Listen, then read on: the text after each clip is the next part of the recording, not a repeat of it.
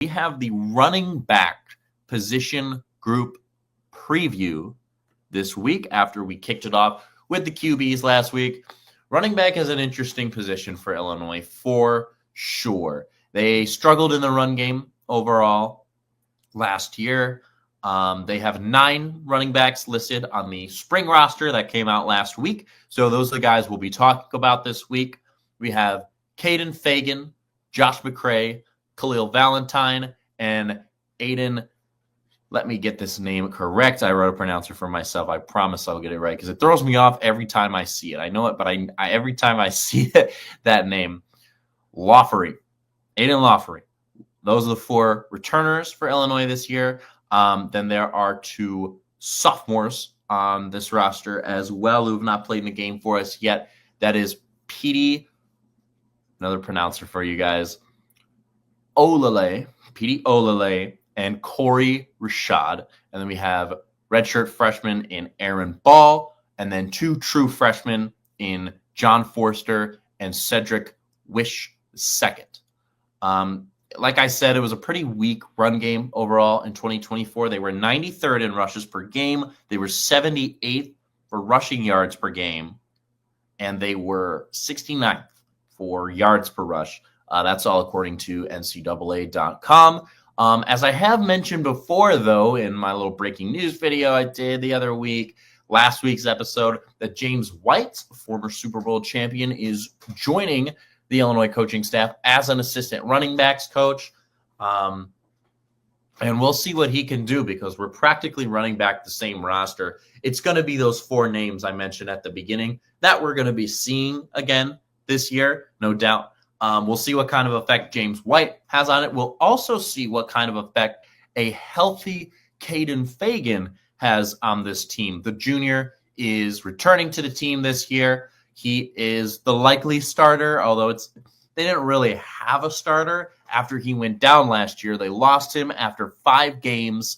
He was sidelined for the rest of the year due to needing hip surgery that he received in October, but he'll be ready to go. He's working out in spring ball. Last year, he had 67 carries, 306 yards. That's 4.6 yards per carry. That's the same exact average he had as a freshman in 2023. I thought that was interesting.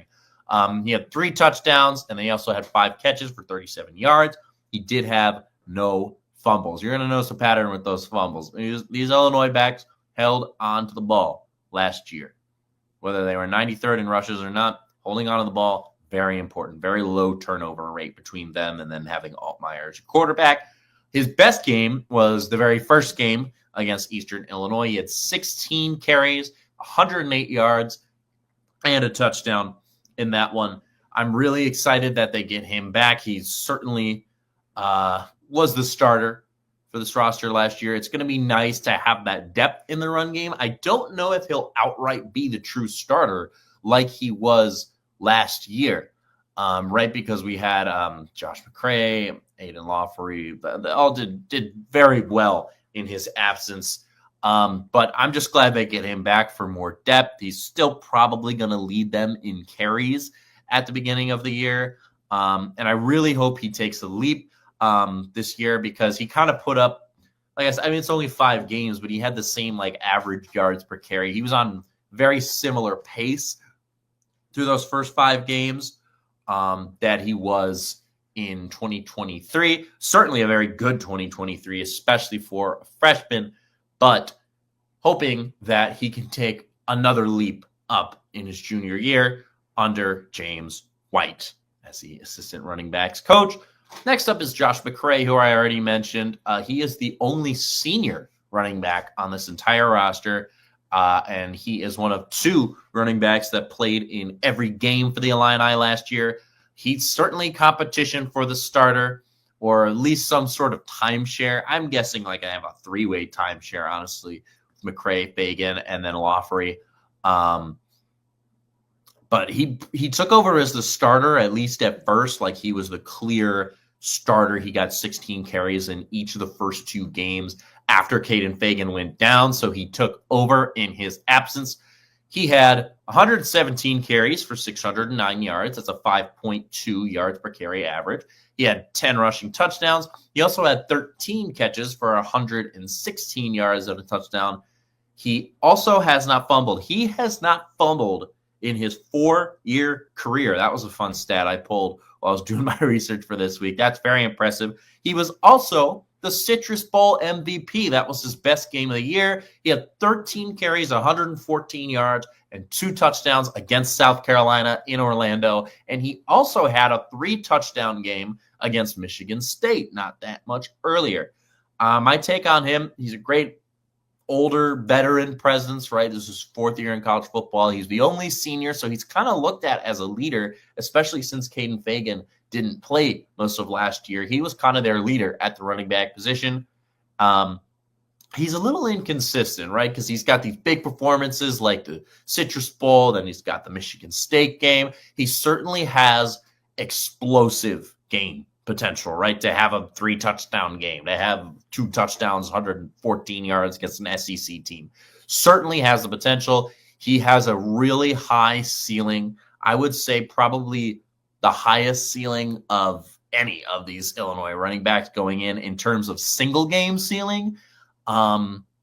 Because he just was very hit or miss. And again, it's very unclear what his role is going to be like with Caden Fagan back in the lineup. My guess would be a pretty evenly split timeshare between them, and then Lawfrey will get a couple carries a game. But we're just not sure at this point, right? We're still in spring ball. This team's figuring themselves out. So I think that will have a big effect on what we get out of Josh McCray in 2025. Next up, Aiden Lawfrey, the other guy I've talked about. He is a junior. He is the other running back who played in every game alongside McCray last year. He also stepped up pretty big when Fagan went down and even was getting the same amount of carries and more carries in the last couple games than McCray was. At the end of the year, he had 97 carries, 589 yards. That's 6.1 per carry. That was the best average yards per carry on the team last year. He had 4 rushing touchdowns, 9 receptions as well for 32 yards. 3 of those 4 touchdowns came in his breakout performance at Wrigley Field against Northwestern. He had 12 carries, 172 yards, and 3 touchdowns, including a 64-yard touchdown against Northwestern. He's certainly also in competition for that timeshare, right? I mean, Illinois had 3 backs regularly getting carries between him, McCray, and then Khalil Valentine, I'll talk about next, when Fagan went down. So again, it's hard to see where he'll fall in this roster because we just don't know if there's a clear starter on this roster, right? But he's certainly competition for that. He'll definitely get at least a couple carries per game. He's probably not going to get 12 like he got against Northwestern, but he's certainly got some explosive play potential. And he got some checkdowns as well. 9 receptions, 32 yards. So McCray is still probably their best receiving back, at least in terms of what the stats tell us about 2024. He certainly has the biggest explosive play potential, right? That 64-yard touchdown against Northwestern. He can be explosive as well. Both him and McCray, absolutely no doubt that they can be explosive. We just don't know how they're going to fall on the depth chart, but I'm really excited that all 3 of them are back. And that is huge. I mean, we've been talking ever since that first episode a month ago, right, that this team is getting back almost its entire roster, right? Or at least the starters are all staying the same. And we have all 4 running backs that got carries for Illinois last year coming back this year. It includes the 3 I talked about, and then Khalil Valentine. So he is a sophomore. As a freshman, he got in 12 out of their 13 games last year. He had 53 carries, 212 yards. That's a 4.0 average. 1 touchdown on the ground. He also had 5 receptions for 30 yards. He also did not fumble. These running backs are very good at taking care of the football. His best game would have been in week 3, the homecoming game. He had 5 carries for 53 yards against Central Michigan. And his lone touchdown on the year was at Oregon. That was sadly the only Illini touchdown of that entire game. That was pretty unfortunate the rest of the way, but good that he got that touchdown in. He's 5'11", 190 pounds, definitely a little shorter, definitely more of a speed threat. I just, with those three older running backs returning, it's hard to see him having a regular role, right? I mean, he still didn't have a regular role. He got in 12 games, only 53 carries, right? But especially with two juniors and a senior ahead of him on the depth chart, all who had much more carries than him last year, he's still going to get in games from time to time. Don't get me wrong, but he's likely more situational use than competing for a starting job / timeshare job with Fagan, McCray, and Lawfrey. But he's a very nice speed threat, and we certainly will still be seeing Khalil Valentine, even with Caden Fagan back, just probably not as regularly as the other three. Now we go into some players that you have never seen before. These are all players that have not yet stepped on the field for Illinois. We have 5 of them.